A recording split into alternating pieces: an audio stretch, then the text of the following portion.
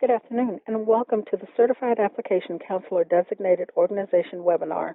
At this time, all participants are in a listen-only mode. Later, we will conduct a question-and-answer session, and instructions will be given at that time. Should anyone require assistance during the conference, you may press star then zero on your touch-tone phone. As a reminder, this conference is being recorded. I would now like to turn the call over to Julie Cahoon with Kaufman and Associates. You may begin. Thank you. Hi, everyone. My name is Julie Cahoon, and I am from Kaufman & Associates. I will be the moderator for today's webinar. Before we start with the presentation, I would like to review features of the webinar interface for those that are logged in via Adobe Connect. You should all see the first slide of the PowerPoint presentation in the middle of the screen, and a Q&A pod opens to the bottom right of the screen. We will be answering questions after the presentation, but you can enter a question at any time into the Q&A pod. And as noted for those connecting over the telephone only, please hold your questions until the question and answer session. As stated, please note that all phone lines have been muted, and if you need technical assistance during the webinar, please type the issue into the Q&A pod, and our tech support staff will respond to you directly. If you have a technical issue while dialed in over the phone line, the operator will be able to assist you. I will now turn it over to Kitty Marks, Director of the CMSCS Division of Tribal Affairs. Kitty? Thank you, Julie, and welcome to today's webinar, where we will be discussing the Certified Application Counselor Designated Organizations. That's a mouthful, but we have lots of information to share with you today, and we appreciate all of you attending today's call. Without further ado, why don't I go ahead and turn the call over to my colleagues from the Center for Consumer Information and Insurance Oversight. Sarah Barber and Melissa McLean are on the call today to provide you with information and answer any questions that you might have. So at this time, Sarah, do you want to go ahead and get started? Thank you. Thank you, Kitty. Good afternoon, everyone. Thank you for joining us today. Welcome to the Certified Application Counselor Designated Organization Application webinar. As Kitty said, that's a mouthful. We're going to shorten it down to the CDO application webinar, so it'll be a little easier for me to get through these slides. Again, my name is Sarah Barber, and I work for the Division of Assister Programs here in CACs. Today, I am joined by my colleague, Missy McLean, who has worked on the CDO application process for years, and she will be helping me with any questions that you have, particularly any technical questions. So, Missy, can you advance to the next slide, please? So today, during our webinar, we're going to discuss what it means to be a Certified Application Counselor Designated Organization, or CDO. We'll talk about the process for becoming a CDO. We'll talk about the information that you'll need to provide in the CDO application, and then we'll walk you through each step of that process. As was mentioned earlier, we will be happy to answer any questions you may have at the end of the presentation. I want to pause for just a moment and let folks know, if you are on the phone only and you're not seeing the slides, you should have received a Save the Date, and you will notice at the bottom of the Save the Date, not only is there the CDO application link, which we will provide again later on in this presentation, there is a link to CDO application technical assistance, and that will have a very similar set of slides on that link, as well as a recorded webinar that will walk you through the application process. So I just wanted to let folks know, if you're on the phone, there are posted resources available for you, and actually available for anyone who's interested on the Save to Date webinar under the technical assistance for CDO applications. Okay, so why don't we go ahead to the next slide. So today I'm going to provide you with information for organizations who are considering becoming a CDO. While anyone from an organization can complete and submit the CDO application, we do require that each organization provide us with at least 2 distinct contacts to fulfill specific roles. So these roles are the organization's senior official and the CAC project director. Organizations may add another contact referred to as the secondary contact, but that is not required. Only the organization's senior official may sign the CMS CDO agreement, and we will provide further guidance on these roles and their responsibilities a little later on in this presentation. So let's get started on talking a little bit about how you become a CDO. Next slide. So before I walk you through the CDO application process, we're going to discuss what it means to be a CDO, what the roles are, what the responsibilities and expectations are, both before and during and after the application process. Next slide.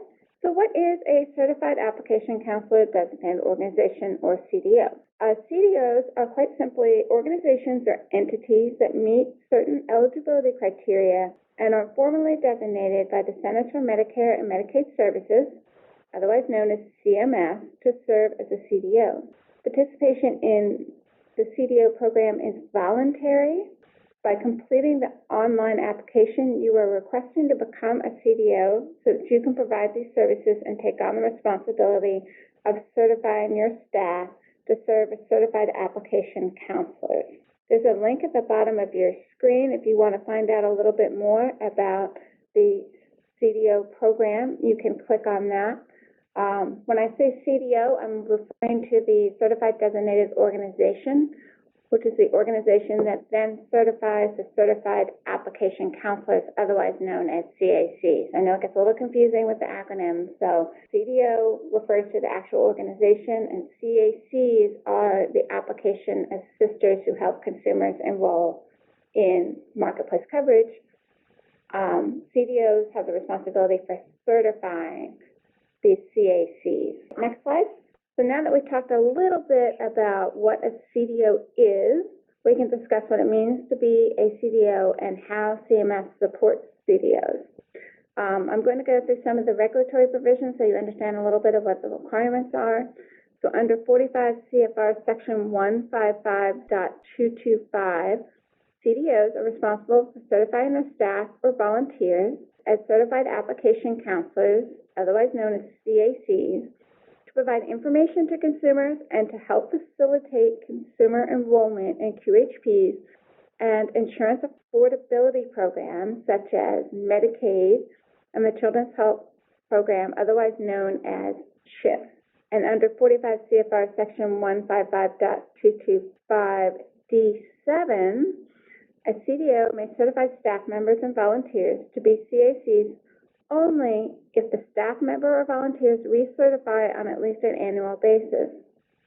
So recertify means that they take training that CMS provides on a web portal. You come in and get your training. That's what it means to they get their training and then they are recertified every year. For more information about CAC responsibilities, you can visit the link at the bottom of the screen. And for more information about 45 CFR Section 155.225, you can visit the second link at the bottom of the screen. So your organization can publish your CAC listings on Find Local Help so that consumers can locate your organization while searching for enrollment assistance, but this is not required. Find Local Help is a tool that CMS provides for folks who are interested in locating an assister to help them. Some organizations do not wish to publicize their location and services to the wider community, so therefore you are not required to list your service locations on Find Local Help. You can choose rather to keep your focus on a very specific section of your community that you wish to assist with enrollment. As a CDO, organizations receive support from CMS, such as important assister information and updates via webinars and newsletters. We also provide general support through the CAC questions inbox, as well as technical support for consumer assistance through the Marketplace Call Center.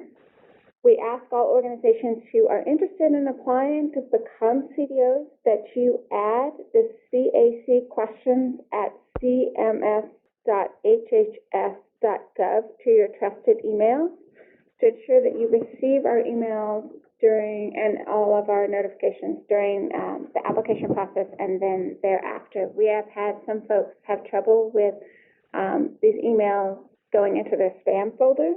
So again, if you have questions about applying to the CDO program, we welcome your questions at cacquestions@cms.hhs.gov. Just please make sure that your system will allow our responses to go through. All right, next slide. So we are encouraging organizations to apply to participate in the Certified Application Counselor Program. So for more information about CDO responsibilities, again, we have a link at the bottom of the screen. We do have certain requirements that organizations meet before becoming a CDO, and those include successful submission of the CDO application and an execution of the CMS CDO agreement. We also require that organizations have processes in place to certify individuals to serve as CACs, and they are also required to have a written agreement with their CACs. Organizations are expected to handle and protect personally identifiable information and have processes in place to make sure that PII is adequately protected. We also require that organizations have a process in place to make sure that their CACs do not have any prohibited conflicts of interest. So on this note, you need to know that if your organization receives direct or indirect consideration from a health insurance issuer or a stop-loss issuer in connection with enrollment of individuals in qualified health plans or non-QHPs, you cannot become a CDO or be a CAC. So what that really means is you cannot receive payment for enrolling consumers in QHPs. Typically that would be a commission, but it's any kind of consideration. So it's not just commissions, but it's any sort of anything of value. So you can't be reimbursed for enrolling someone in healthcare coverage. CMS uses the application to determine whether an organization has everything that they need in place before approving the organization as a CDO. So we would take the information on your application and just double check to make sure that there are no conflicts of interest and nothing else that would hinder you from being a CDO. Okay, next slide. So we currently have opened the application period for organizations who are interested in applying to become a CDO. We started our open season on June 12th, and we will continue to accept applications up until September 16th, 2019.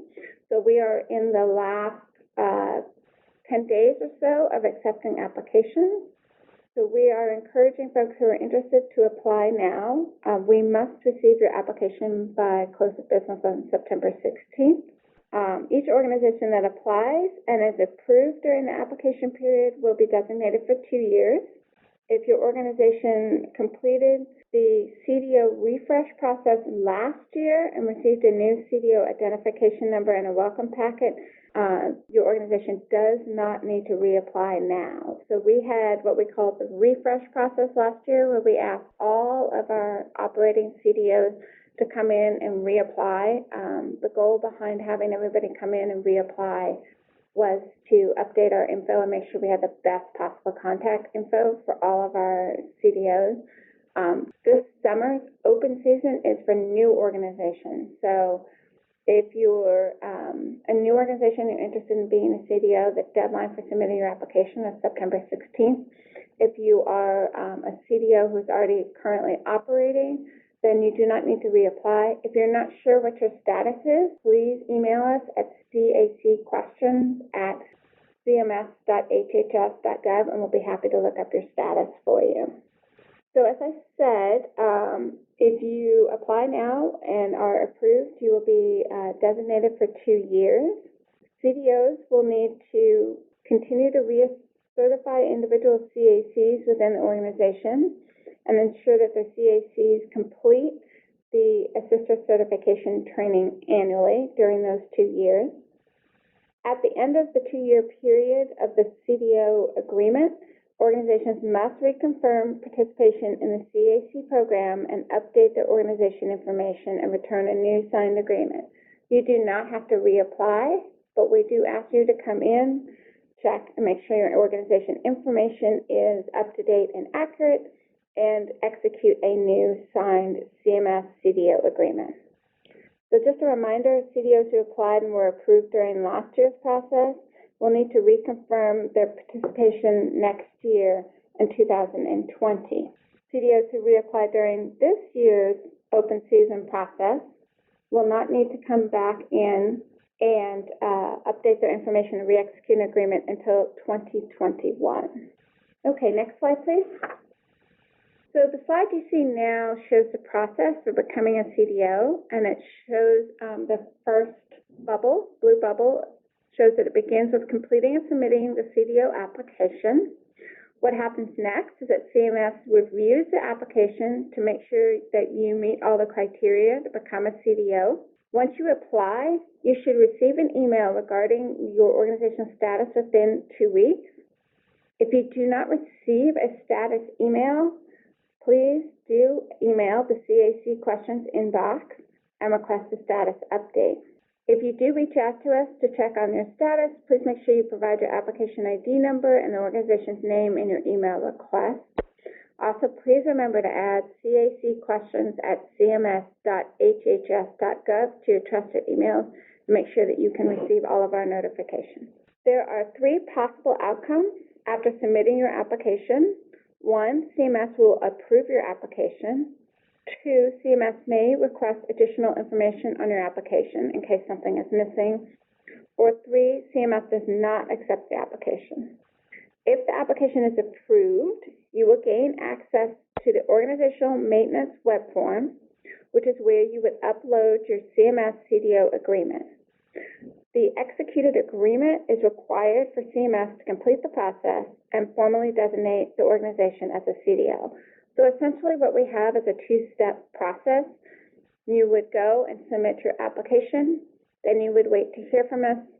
You would get a preliminary approval email, and in that email it would instruct you to go to the organizational maintenance web form where you can download and then sign the CMS CDO agreement and then upload the executed copy. So it's a 2-step process. Just getting your preliminary approval does not mean that you are approved. You still have to execute the agreement. So once you have submitted your agreement and you're all set, you will receive a welcome packet, which will give you your new CDO ID, and that's when you can start operating as a CDO and start certifying your staff as CACs. We ask that once you're approved that you continue to update and maintain your organization's information on the organizational maintenance web form. And then again, after 2 years, you'll need to renew your CDO status. So if you apply and then receive a request for more information or a revision in an email from CMS, you are responsible for sending the requested information to cacquestions@cms.hhs.gov. We do want you to respond to any requests that we have. We can't proceed to approve the application or continue with application review unless we receive a response from you, which is why it's so important to make sure that that CAC question email is able to get through your inbox. So things we might ask you for clarification on or additional information is another contact. Perhaps we only got one unique contact. We might ask you for your website URL. We might ask you to correct a typo or give us clarifications about an address or other organizational information. We may also request a full legal name and date of birth for the organization's senior officials, because during our review of an organization's application, we complete what are called exclusion checks, which sometimes require this information. An exclusion check ensures that an individual is permitted to participate in the CDO program. If your application is not approved by CMS, you will receive an information with an explanation for the denial, and no further action will be required on your part. Okay, next slide, please. Okay, so now we're going to talk a little bit about the actual sections of the CDO application and the items needed to complete the CDO application. I'm going to go over some helpful tips so that you can go ahead and gather information that you will need for the application. Next slide, please. So here we have a list of the specific information you'll need before you begin the application. Please note that you have to complete the online application in one sitting. Your entries will not be saved if you exit the application before submitting it. Therefore, it's important that you gather the information before you start the application so that you can get through it quickly and smoothly. The first piece of information we ask for is the organizational name. So this has to be consistent throughout, so please make sure you enter the full organization name as it should appear on your agreement. We will also ask you for your Federal Employee Identification Number, known as an SEIN, if applicable. If you don't have one, it's not required. If you were ever previously a CDO, we will ask you to enter your previous CDO ID, and then we will ask for contact information for up to 3 distinct contacts. As I mentioned before, one of those needs to be an organization's senior official, which is required. This person must sign the CMS CDO agreement and have the authority to legally and financially bind the organization. Our next contact request will be for a CAC project director. This is also required. This individual is responsible for maintaining compliance with the CDO requirements and certifying CAC staff and volunteers and keeping the CAC certification records and updating the organizational information with CMS. We will also ask for a secondary contact, but this is optional. This is just an additional contact who may support the CAC project director and is knowledgeable about the program operations. And we will ask for a phone number and email address for each contact. If you have a website, we ask that you share your website URL with us. That's not required. If you don't have a website, that's fine. We do ask for the physical address of your organization's headquarters office, and then we ask for a list of the states and counties where you will operate. That is, where you will be providing your certified application counselor services. We ask for a primary organization type. This could be health services, social services, a government agency, any description that fits of your organization. And then we ask for an organization specialty. This would include tribal or faith-based or behavioral or mental health or some other designation. And then we will ask you to indicate for us your intended enrollment assistance type. So what we're asking here is whether you will be able to serve consumers with assistance year-round, or whether you will focus only on doing it during open enrollment. Open enrollment runs from November 1st through December 15th each year, and we have CDOs who are available to enroll folks year-round, and we also have those that only do it during open enrollment. If you're a tribal organization, then you'll be well aware that members of federal tribes have many opportunities to enroll, so you may well be operating year-round. All right, next slide. So it sounds like a lot of information, but once you get into the application and start filling it out, you will see that it's actually not that bad. There are 5 pages in total in the CDO application, but they're broken down into 5 different sections. The first is the submitter contact information. Then you will talk about your organization contact information, as well as the organization headquarters information, the service location, and then a few additional organization details. In general, the application goes fairly quickly, especially if you have all the needed information available when you sit down. Okay, next slide. All right, so what happens next? The steps of the application process depend on whether or not CMS approves your application and whether you we request that you provide additional information or whether the application is denied.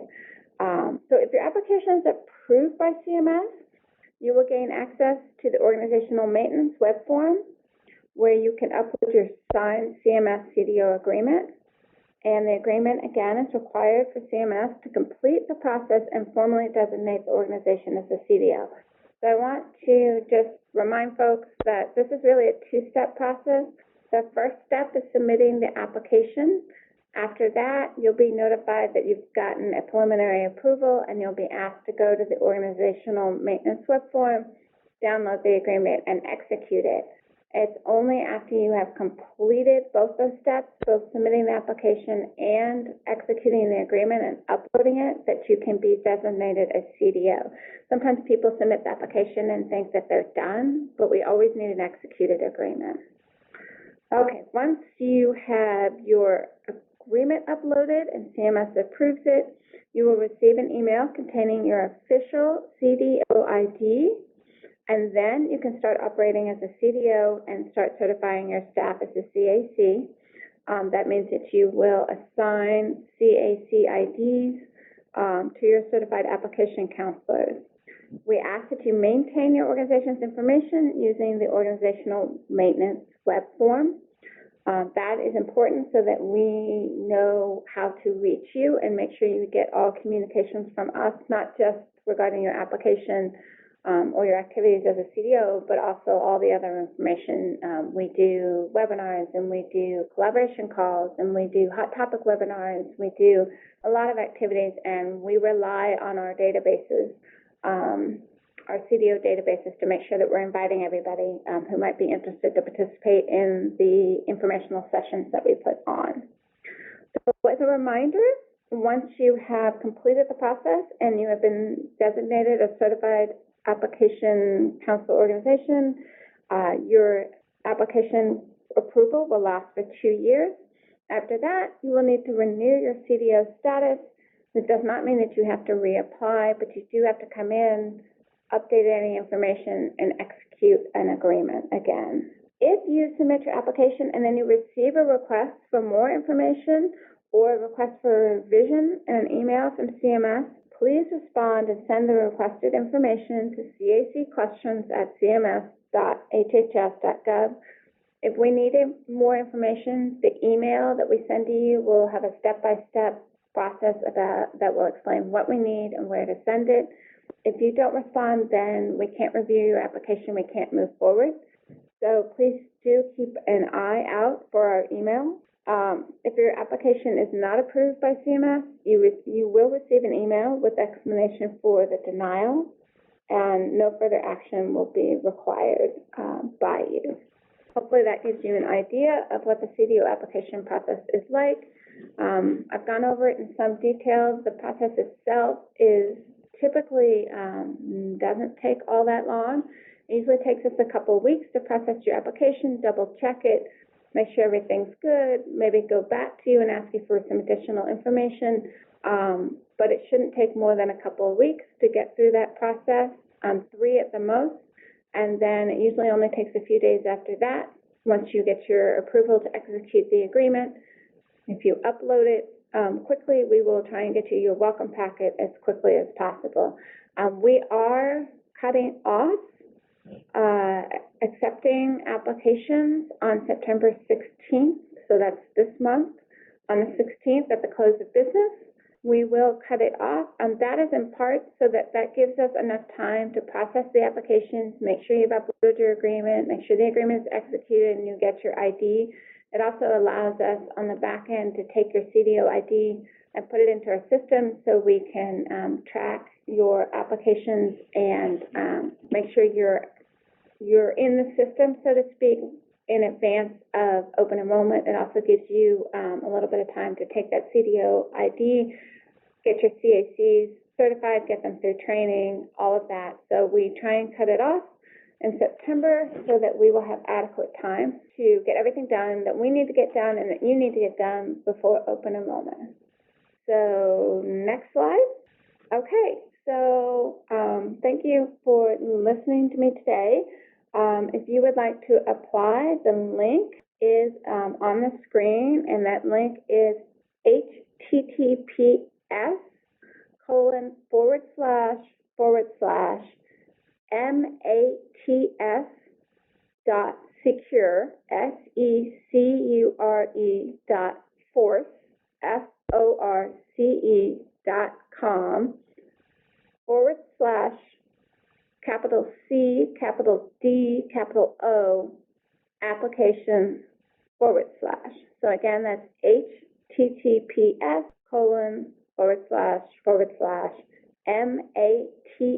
so that's maps.secure.force.com / CDO application / So I want to remind folks, again, if you aren't able to see the slides and you're on the phone, the save the date for the webinar, for today's webinar, at the bottom also has the link for the CDO application, and it also has a hyperlink to technical assistance, user guides, and more on how to do the CDO application. There's even a walkthrough video that shows you each screen of the application and where to put your info and where to click.